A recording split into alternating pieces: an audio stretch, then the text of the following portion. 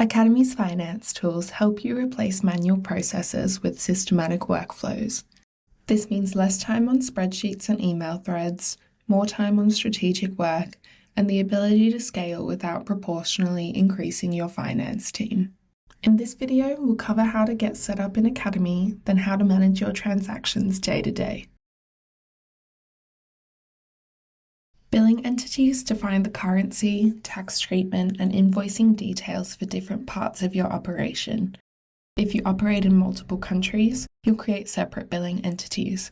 For example, one for Australia with AUD and GST, and another for the US with USD and different tax treatment. Each entity can have its own invoice templates, payment terms, and Stripe configuration. Purchase plans are where you define who pays what and when.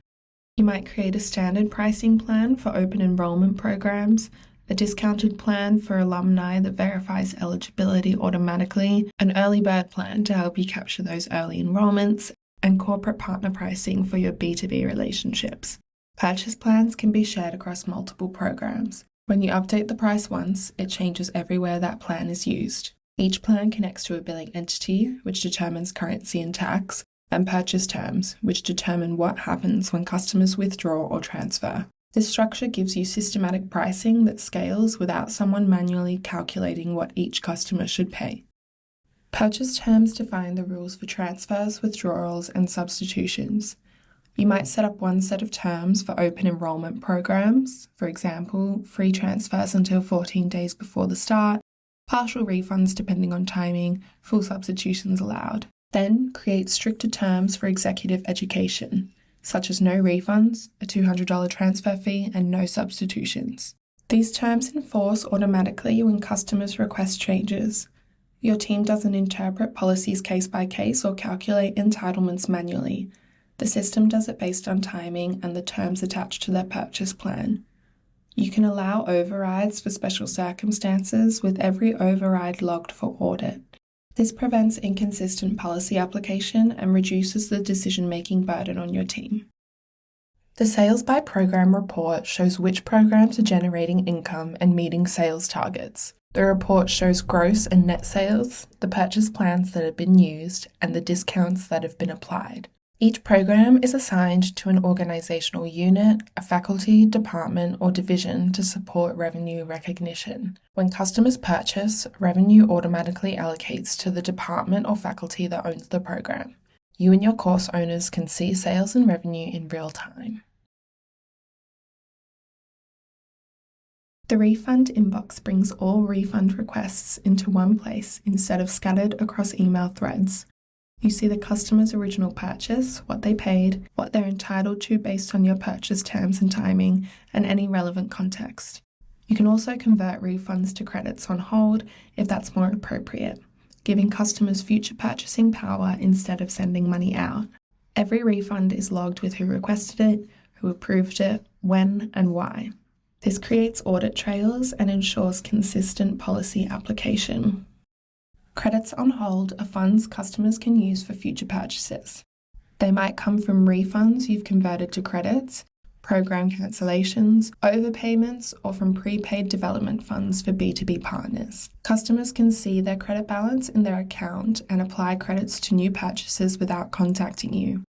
You can see all credits by customer, track expiry dates, monitor usage, and understand how much credit is outstanding across your organization.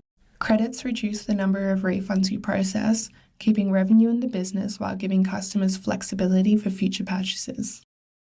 Credit notes are the accounting mechanism for adjustments, and they're generated automatically rather than manually created. When you issue a refund, the system generates a credit note that offsets the original invoice. When a customer transfers between programs with different pricing, credit notes handle the financial adjustment. When you cancel a program and refund participants, credit notes document each refund. This maintains proper accounting records and audit trails without someone manually creating documentation for every adjustment. For credit card payments through Stripe, reconciliation happens automatically, as the platform matches Stripe transactions to Academy invoices. This eliminates the manual matching process. For bank transfers and EFT payments, you still need to match incoming bank deposits to outstanding invoices, but the system shows you which invoices are awaiting payment in one place. You mark them as paid when funds arrive, and it updates enrollment access and triggers receipts to customers. Transaction reports give you everything you need for month-end revenue recognition. All payments received, methods used, Stripe fees deducted, organizational unit allocation, and outstanding invoices. No more cross-referencing multiple spreadsheets and bank statements. The configuration you set up at the start, your billing entities, purchase plans, purchase terms, creates the systematic foundation that reduces manual work downstream. Your sales team doesn't need to ask what should we charge this customer because purchase plans handle it. Your finance team doesn't need to calculate refund entitlements because purchase terms enforce automatically. Revenue allocation happens without manual spreadsheets. Refunds, credits, and reconciliation happen through organized workflows instead of email threads. This means you can handle significantly more transaction volume without proportionally growing your finance team. The work shifts from processing every transaction manually to configuring the rules once and letting the system apply them consistently. Your team focuses on exceptions and strategic work rather than repetitive transaction processing.